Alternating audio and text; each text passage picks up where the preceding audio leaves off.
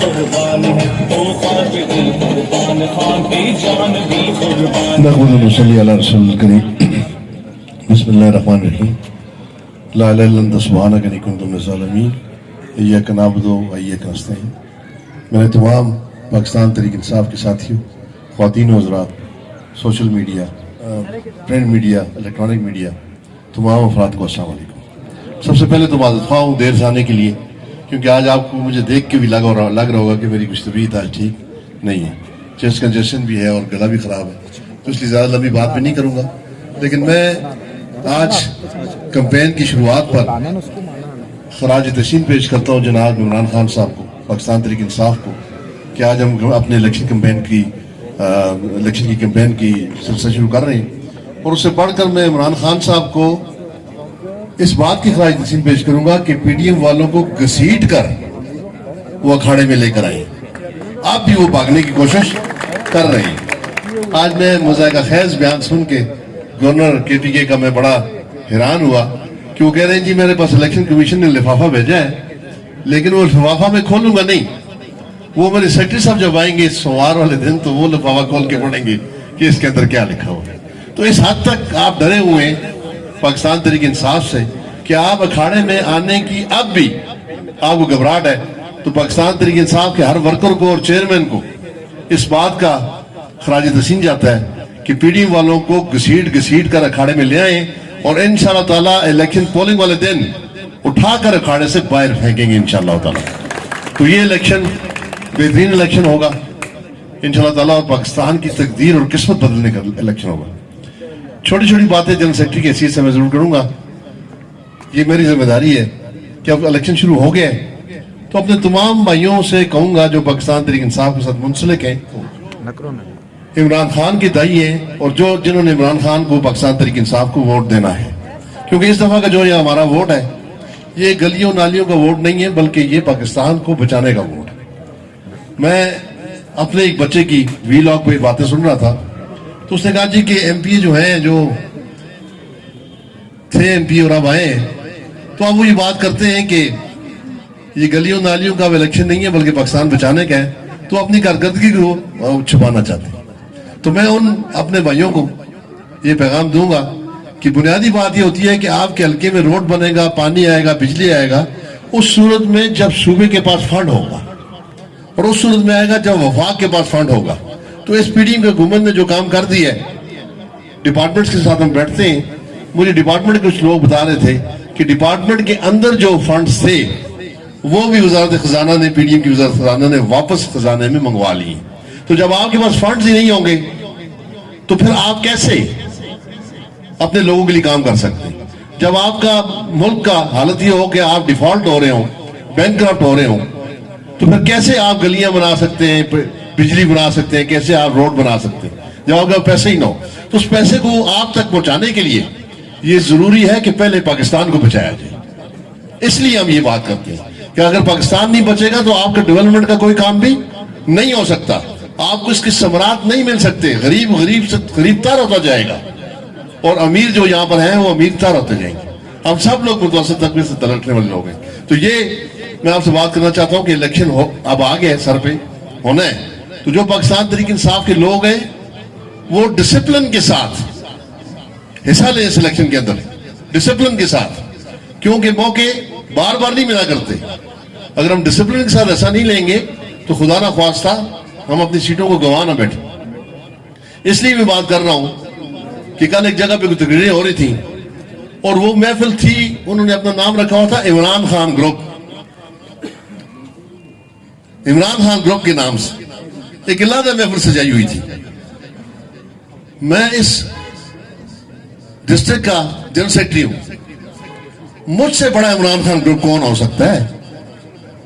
بابر سلیم اس district کا president ہے، اس سے بڑا عمران خان گروپ کون ہو سکتا ہے؟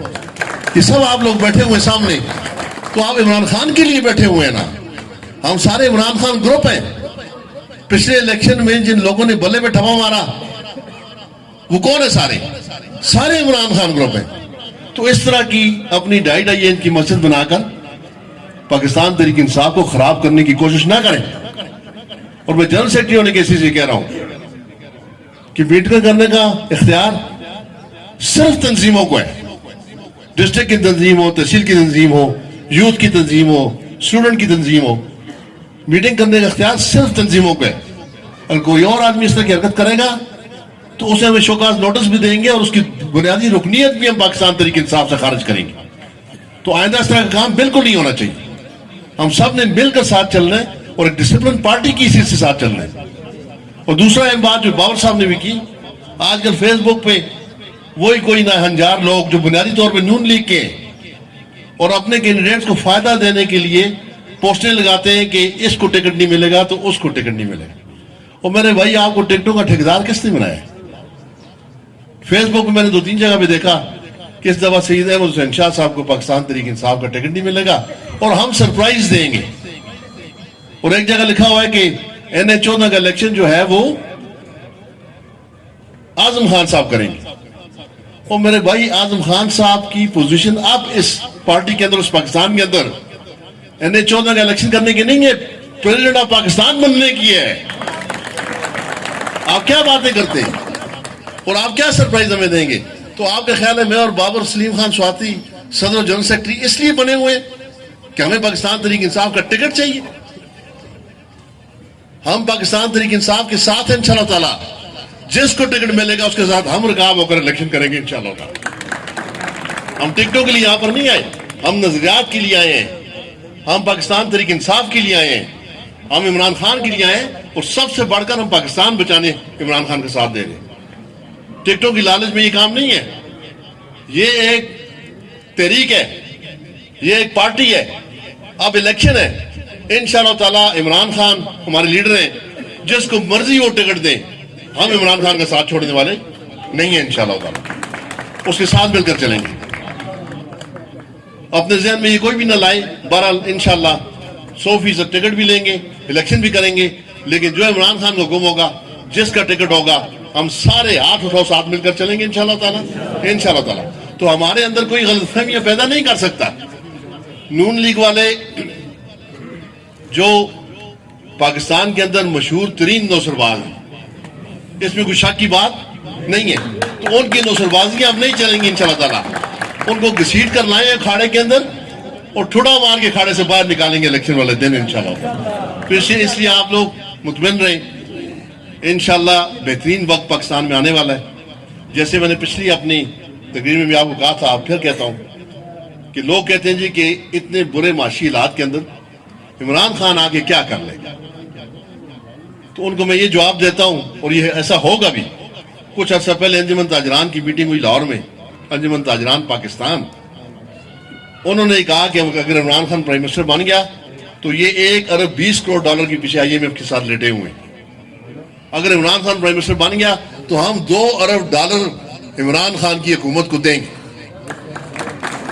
और आज आपका 90 लाख पाकिस्तानी बाहर की दुनिया में जिनको हक दिया वोट का इमरान खान साहब ने, आज वो बाहर बैठे हुए और इन्होंने आके PDM वालों ने उनसे वोट का हक छीना और वो भी केस सुप्रीम कोर्ट में चल रहा है। उम्मीद है कि इंशाल्लाह बहुत जल्द उनकी वोट का हक भी बहाल होगा। इमरान खान प्राइम मिनिस्टर बना तो ये हमारे ओवरसीज पाकिस्तानी भाई पाकिस्तान के ऊपर डॉलरों की बारिश करेंगे इंशाल्लाह। तो हमें किसी किस्म की तकलीफ इस पाकिस्तान में नहीं रहेगी, क्योंकि लीडर उसी आदमी को माना जाता है जिसके ऊपर भरोसा हो कि आदमी अपनी जायदादें लंदन में और दुबई में नहीं बनाएगा। इमरान खान तो वो शख्स है कि 300 कनाल बनी गाला, वो भी उसने वसीयत कर दी कि मेरे मरने के बाद ट्रस्ट को दे दीजिए। वो भी उसने छोड़ दी उस जमीन को। उसका तो कोई अपना